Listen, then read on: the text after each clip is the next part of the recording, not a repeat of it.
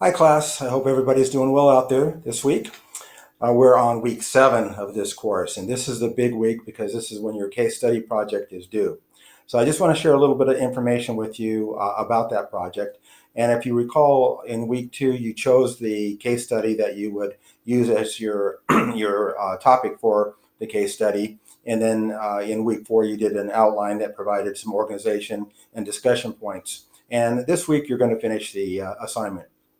It's really important that you read all of the instructions, look at all of the rubrics so that you know what you're supposed to do with this assignment.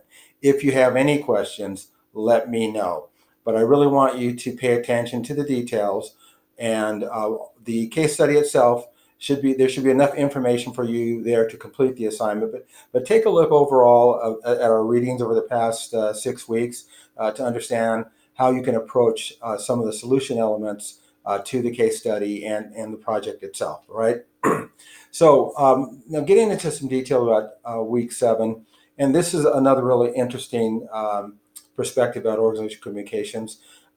There is a couple of things that are important to all organizations, and you know these: uh, profits, growth, and sustainability. Okay, those are the targets. But you can't do that unless you have the organization behind you that is supporting those goals and also working with the customers so you can grow that business and continue to reap the profits and have the sustainability that's needed to continue on.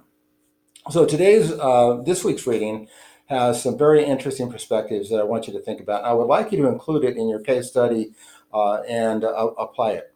So there are lots of ways to run a company, and some are very focused in certain areas, such as what they call the scientific management point of view, and that is you provide a certain process that you follow. There's lots of data and logistics around it. There's also human behavior. How do teams come together to support the mission? There's perspective.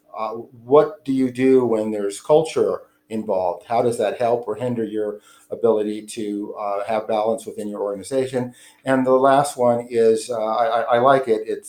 They use some heavy words like postmodern critique and feminism, but we really look at it as diversity inclusion. How does that affect the growth and sustainability of an organization? So just to give you some examples around that. By now, you know that I always invite other guest speakers in on these videos.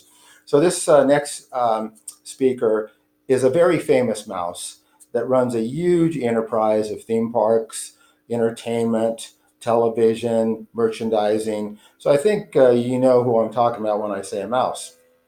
Now, this mouse is responsible for making sure there's a balance of profit, growth, and sustainability, and that the organization that works for this enterprise, all the employees, understand the roles and are responsible for certain aspects of this success.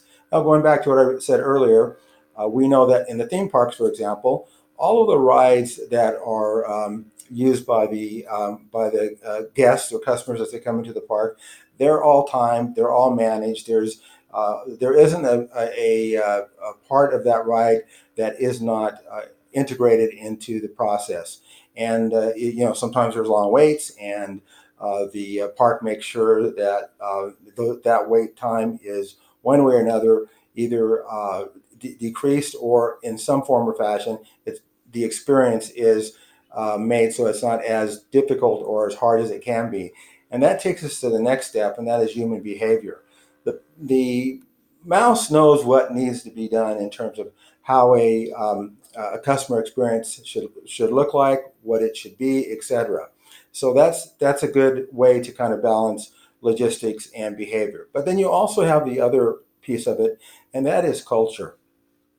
We know that we utilize different tools for different things, but those tools don't always fit a certain culture. Language is one, right? When you go to a theme park, that is every language spoken. Well, the mouse makes sure that everybody's comfortable there. Okay, and that takes us to our last one, and that is the postmodern, the critique, the feminism, and like I said, as diversity.